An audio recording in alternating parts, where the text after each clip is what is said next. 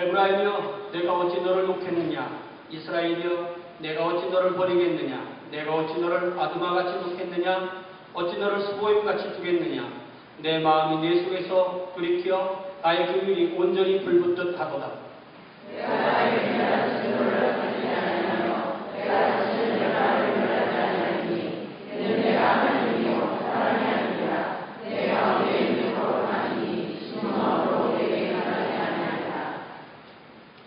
그들은 사자처럼 소리를 내시는 여호와를 따를 것이요 여호와께서 소리를 내시면 자손들이 서쪽에서부터 떨며 오되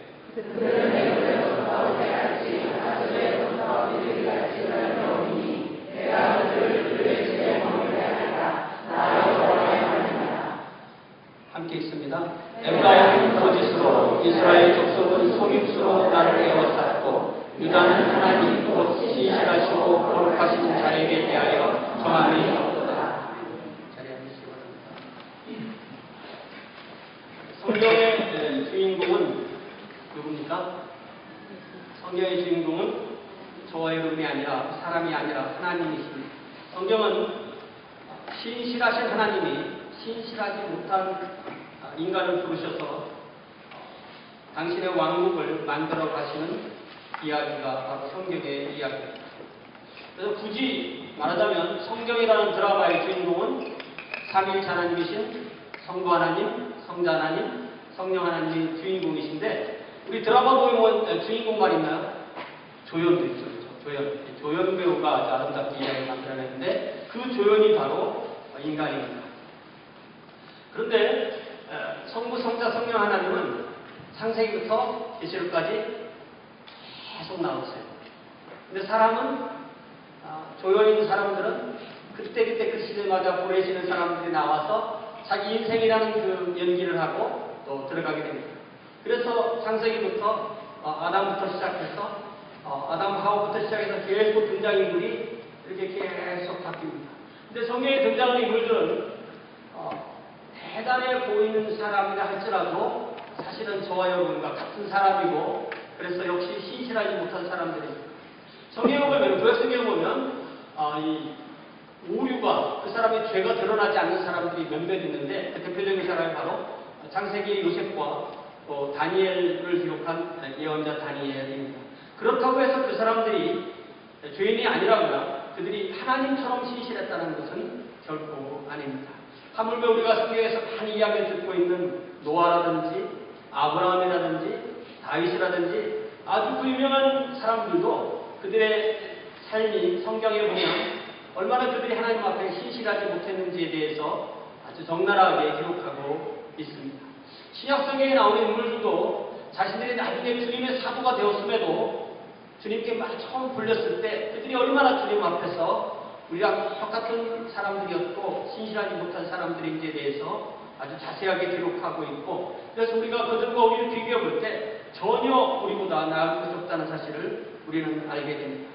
그런데 하나님은 신실하신 하나님은 그렇게 신실하지 못한 사람들을 이끄셔서 그들을 먼저 신실하다고 인정해 주시고 그들을 또 신실하게 바꾸셔서 하나님의 일을 하십니다. 그렇게 해서 하나님께서 하시는 그 일이 바로 하나님의 왕국을 세우시는 것입니다.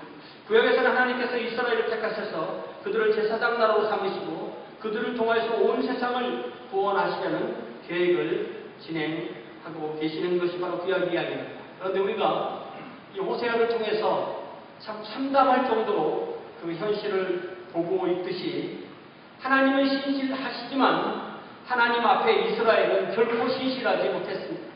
하나님은 그들을 구원하셔 자녀로 삼으셨지만 그들은 그들 자신을 우상에게 자신들에게 하나님이 주신 모든 복과 함께 그들 자신을 우상에게 가졌다 집어 던지듯이 바치게 됩니다.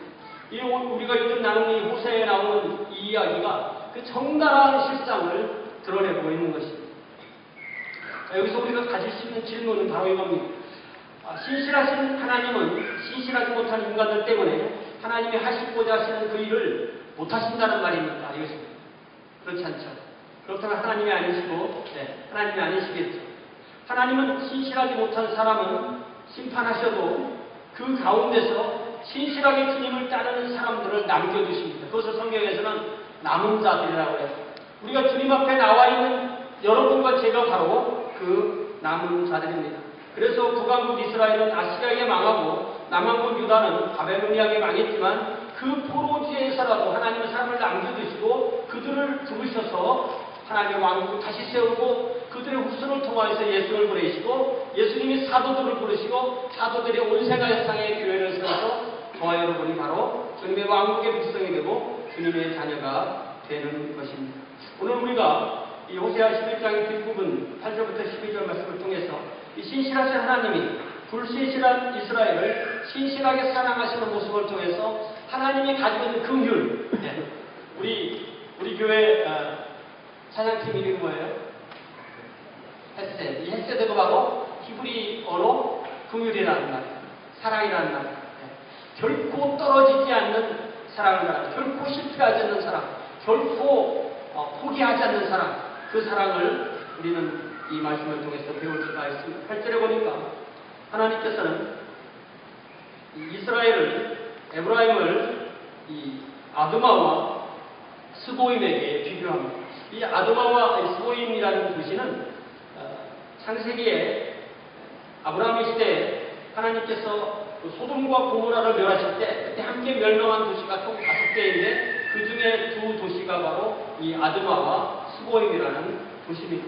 하나님께서는 이 이스라엘과 이 아드마와 스보임이라는 이 2 나라를 비교하십니다. 여러분, 우리가 우리 자신을 돌아볼 때 구원받은 우리가 아니면 이스라엘이 구원받지 못한 사람들이나 멸망한 사람들과 무엇이 다릅니까? 우리로 보면 우리가 다른 것이 전혀 없습니다.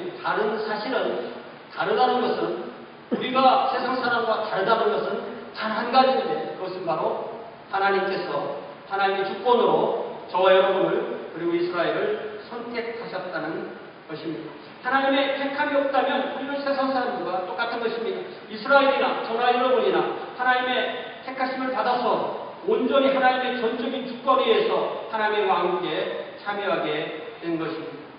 문제는 하나님께서 이스라엘을 선택하셨지만 이스라엘은 하나님 앞에 줄기차게 시종녀에 변함없이 불신실했어요. 참 아찔한 거죠. 황당한 것입니다. 그래서 우리는 이 성경을 통해서 이 8절을 통해서 하나님의 마음속이 문드러질 정도로 하나님이 가슴이 무너질 정도로 하나님이 이스라엘을 위하여서 고통 가운데 있음을 우리는 충분히 알 수가 있습니다. 하나님은 이스라엘을 버리거나 놓지 않겠다고 스스로 다짐하십니다.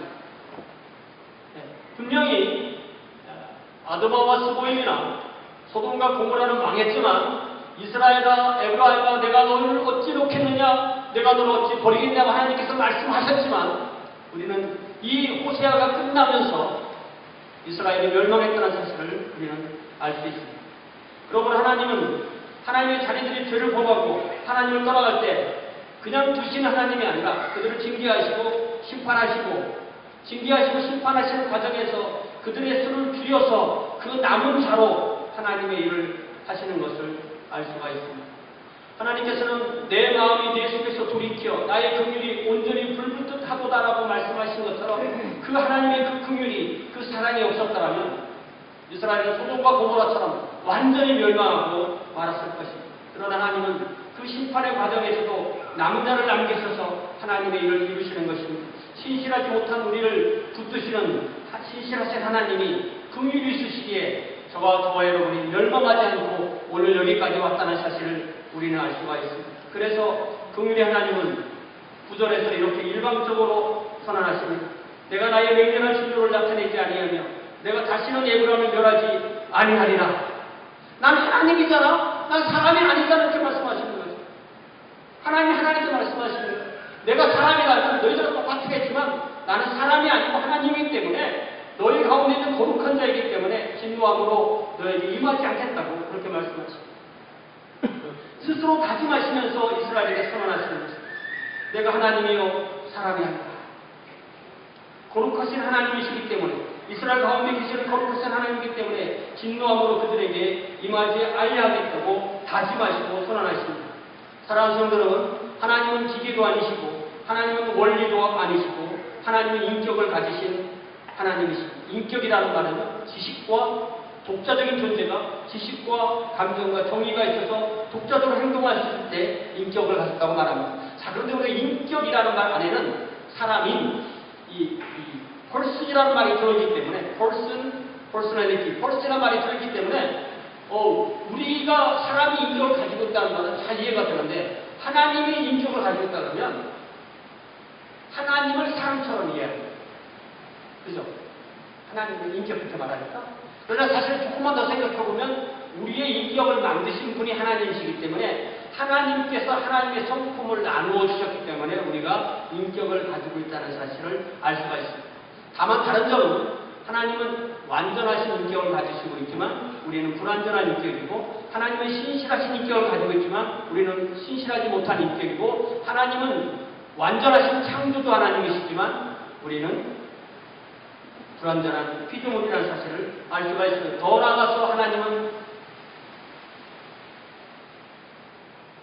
아담은 범죄 이후에 그 인격이 오염된 그런 인격을 가짐으로 저와 여러분 하나님 앞에서 우리가 가지고 있는 인격이 오염된 인격임을 우리는 알게 되는 것입니다.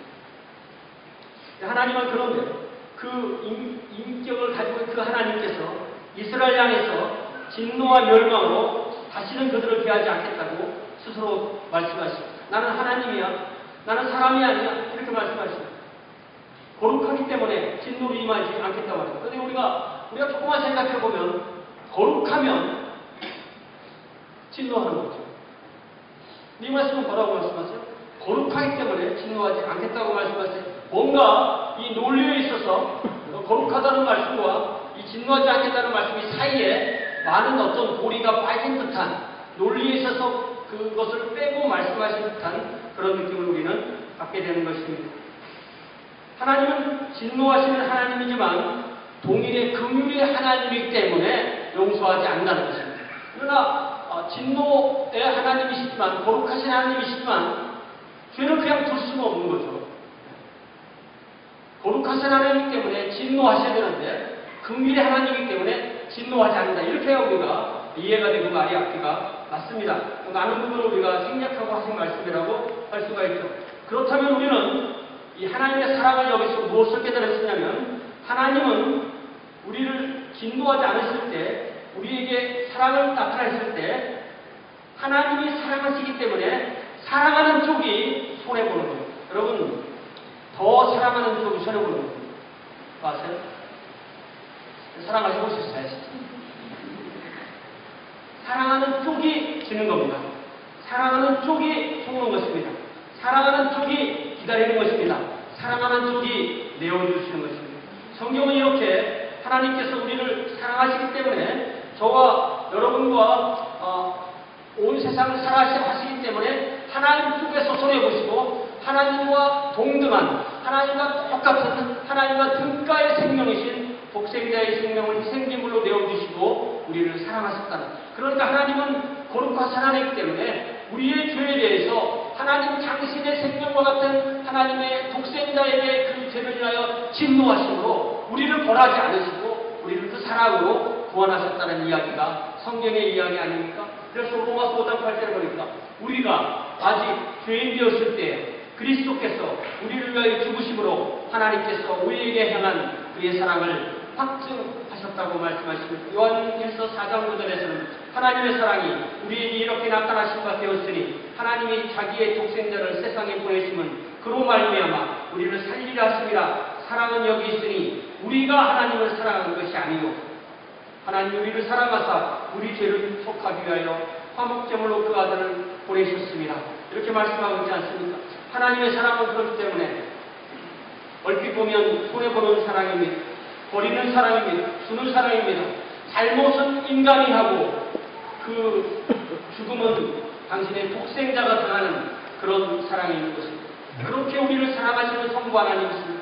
이 사랑을 받은 주의 자녀들은 그 사랑으로 인하여 그 인격이 변하게 되는 것이 바로 우리 복음의 핵심입니다. 그러므로 하나님의 사랑을 체험한 사람은 하나님을 사랑할 수 있는 사람이 되고 또한 그 이웃을 사랑하는 사람, 그렇게 사랑의 사람이 되는 것입니다. 그러므로 하나님의 내주는 사람, 희생하는 사람, 버리는 사람, 기다리는 사람, 속는 사람, 허비하는 사람은 저와 여러분을 변화시키는 사랑인 것입니다.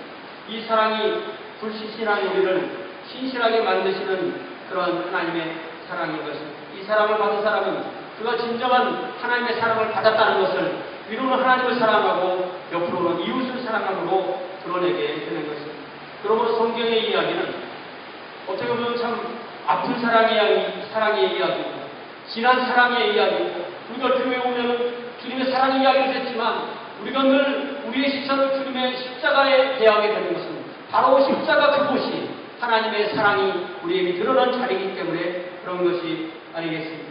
하나님께서 우리에게 주신 이 사랑을 받으면 변해야 되는데 그죠? 이스라엘은 어떻게 됐습니까? 11절에 보니까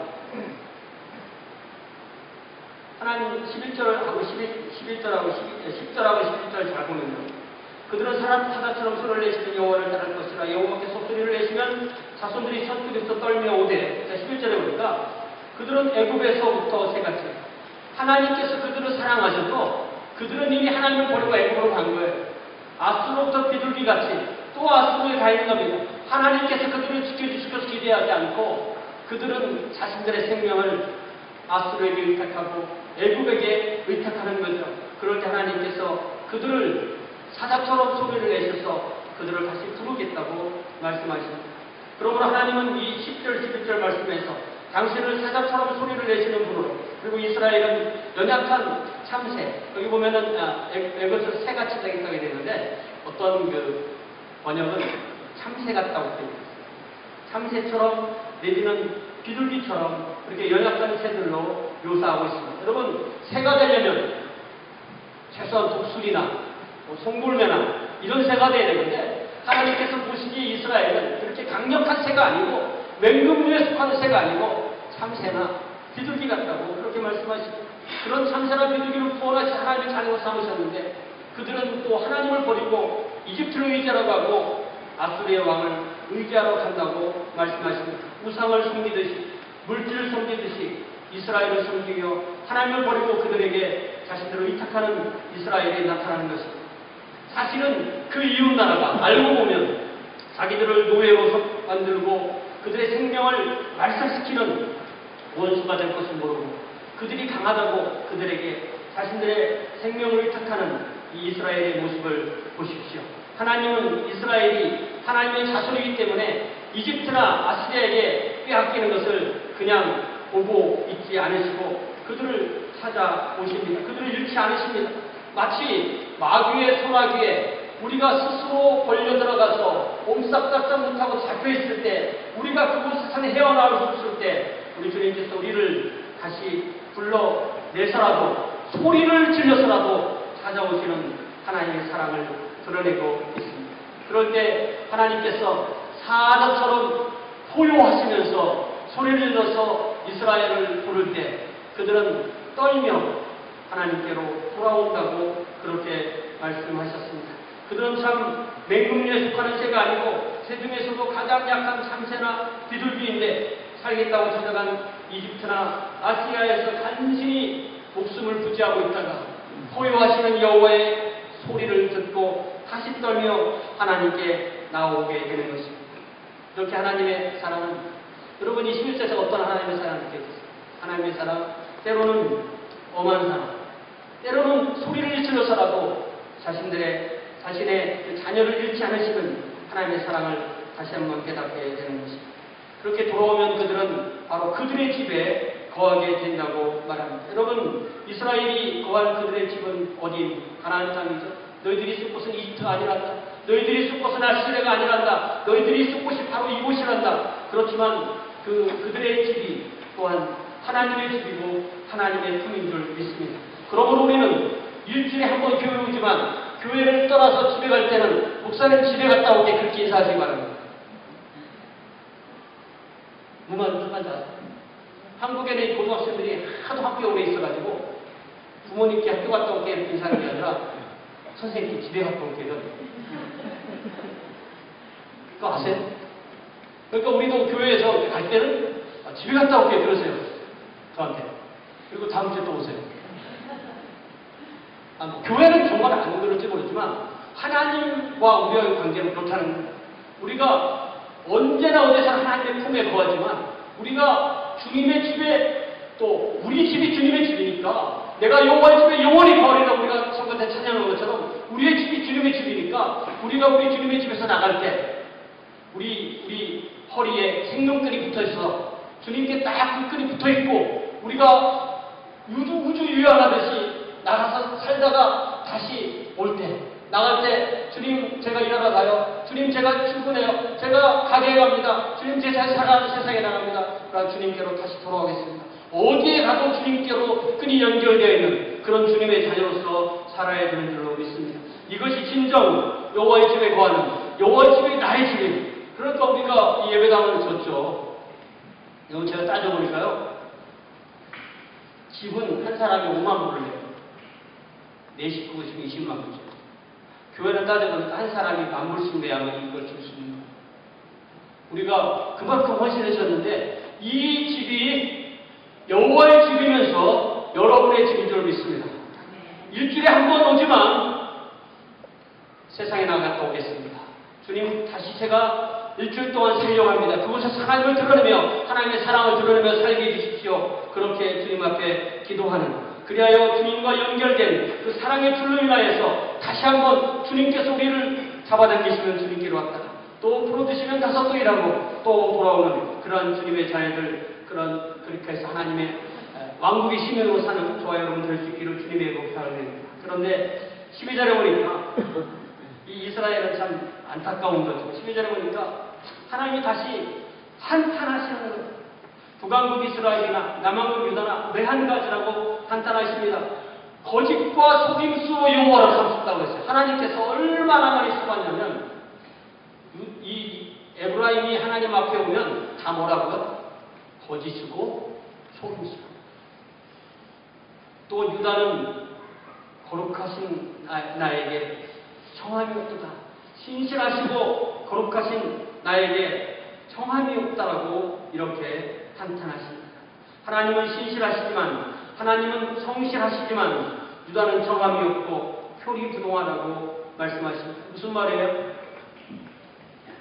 물에 빠진 사람 건져주니까 보따리 내놓으라 한다는 말처럼 화장실 들어갈 때 다르고 나올 때 다른 것처럼 역사에 보면요 어떤 사람이 자기를 추격하기에 도망가다가 보니까 얼음물에 빠져있는 거예요. 자기를 쫓아오는 사람이 각 건져줬더니 자기를 추격하는 사람이니까 체포합니다. 자기가 살았습니다. 그래서 이 사람 사형당했어요. 재침얘기입니다. 그렇게 이 표리부동한 그렇게 이 자기 상황에 따라서 조금만 먹고 살만하면 하나님이 누구냐? 내가 내 힘으로 내 능력으로 살았다고 그렇게 고백하는 이 태도를 하나님께서는 한탄하시는 것입니다. 힘들면 죽겠다고 하나님을 찾지만 조금 살만하면 다시 하나님에게서 벗어나서 세상을 향한 눈을 돌리는 이스라엘의 모습을 이렇게 한탄하시는 것입니다. 사랑하는 성도 여러분, 하나님은 우리의 이러한 모습을 결코 기뻐하지 않으시지만 저와 여러분이 이런 사람인 것을 아십니다. 제가 이런 사람인 것을 하나님이 아십니다. 그러나 하나님께서는 우리가 이런 모습으로 하나님 앞에 있는 것을 결코 기뻐하지 않으시는 것을 아시기 바랍니다. 그러므로 우리는 이렇게 거짓으로 속임수로 표리부동한 모습으로 정함이 없는 모습으로 하나님을 대해서는 결코 안 되겠습니다. 그러므로 사랑하는 성도 여러분, 하나님 앞에 착한 자녀가 되십시오. 여러분, 이 착한 거는요 타고나는 게 아닙니다. 어떤 사람은 타고나서 이러는데 그럼 자기는 안 타고나는 겁니다. 그럼 큰일 나요. 착한 것, 성실한 것, 신실한 것, 하나님을 따라서 우리가 배워나가야 되는 하나님의 성품인 줄로 믿습니다. 그러므로 착한 자녀가 됩시다. 순종하는 자녀가 됩시다. 성실한 자녀가 됩시다. 여러분, 착한 자녀가 되실래요? 나쁜 자녀가 되실래요? 여러분, 성실한 자녀가 되실래요? 불성실한 자녀가 되실래요? 우리 어릴 때는 한동안 그렇게 살을 수도 있었어요. 제가 어릴 때는 뭐 이런 것도 했어요. 내놓기 100만 원 내놓기. 한이 저속 한 번도 안 줬어요. 또 승질나면 또 너 죽여 이런 말 했어요. 한 번도 안 들렸어요. 근데 우리가 어른 돼서 그렇게 살 수가 없습니다. 이제는 그렇게 살 수가 없어요. 이제 우리에게 주신 길은 주님 앞에 신실하신 하나님을 따라서 신실하게 살고, 성실하신 하나님을 따라 성실하게 살고, 또한 하나님께 기쁨이 되고 또한 하나님께 자랑이 되는 그러한 주의 자녀가 되어야 하는 줄 믿습니다. 하나님께 영광을 돌리는 그런 삶을 살아야 되는 줄 믿습니다. 이제 말씀을 마치겠습니다. 우리는 오늘 말씀을 보면서 이스라엘의 모습 그리고 우리의 모습이 하나님의 성품과 얼마나 다른지 보았습니다. 하나님은 그로 인해서 얼마나 많은 고통에 있는지 우리가 보았습니다. 하나님은 신실하시지만 우리는 결코 신실하지 못하다는 것이 성경의 일관된 증언입니다. 그럼에도 우리는 신실하신 하나님의 그 부르심을 따라서 하나님을 닮아가는 자녀인 줄로 믿습니다. 하나님을 닮아가기 때문에 하나님의 사랑을 받고 사랑의 자녀가 되고, 하나님의 신실하심을 통하여 신실한 자녀가 되고, 하나님의 성실하심을 통해서 성실한 자녀가 되는 것. 그리하여 하나님의 사랑을 받았기에 하나님을 사랑하고 또한 이웃을 영원적으로 사랑할 수 있는 그러한 주의 자녀들이 되어야 되는 줄 믿습니다. 이것이 바로 하나님께서 저와 여러분을 하나님의 자녀로 부르신 목적이고 뜻입니다. 순종하는 자녀, 하나님을 기쁘시게 하는 자녀, 하나님의 사랑의 성품을 드러내는 자녀가 되시길 바랍니다. 그래서 우리가 어디에 가든지 우리 때문에 주님의 손이, 우리 때문에 주님의 발이 그들 사이에서 역사하게 되는 그러한 주의 자녀들이 이 한 주간 동안 승리하게 살고 다시 다음 주를 만났을 때 잘 살다 왔습니다. 이렇게 주님 앞에 고백할 수 있기를 주님의 이름으로 부탁을 드립니다. 기도하겠습니다. 사랑의 아버지 하나님, 이스라엘의 안타까운 모습을 보면서 하나님의 이 고통스러운 사랑을 보면서 또한 우리들 자신을 돌아보기를 원합니다. 주님은 신실하시지만 우리는 신실하지 못했습니다. 그러나 주님, 우리가 주님의 무서운 사랑이 아니라 또한 주님의 그 뜨거운 그 사랑을 받기 위해서 주님 앞에 신실하며 성실하며 또한 순종하며 사랑하며 살 수 있는 주의 자녀들로 인도하여 주옵소서. 주님, 우리가 있는 그곳에서 우리를 보내시는 그곳에서 주님의 살아계시고 역사하심을 드러낼 수 있는 귀한 주의 자녀들로 인도하여 주시옵소서. 예수님의 이름으로 기도하옵나이다.